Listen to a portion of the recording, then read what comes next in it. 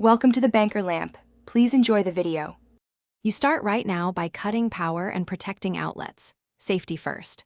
Once done, score the wallpaper lightly to let remover penetrate. That step makes lifting possible.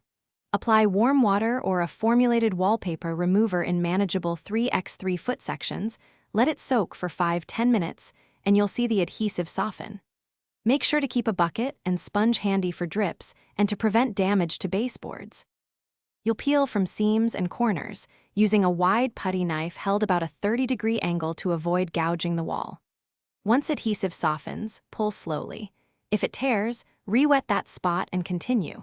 For paste residue, scrub with a sponge and a solution of warm water and a mild detergent, then use a plastic scraper to lift remaining bits. Make sure to change the water often so you're removing paste, not spreading it around. Finish by drying the wall thoroughly.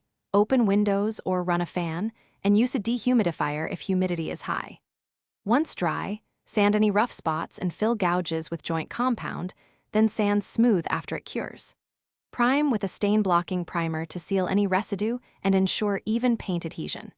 If you encounter stubborn adhesive that won't lift, apply a commercial adhesive remover and wait the full recommended time before. Thanks for watching. If this was helpful, leave a like and consider subscribing. See you next time.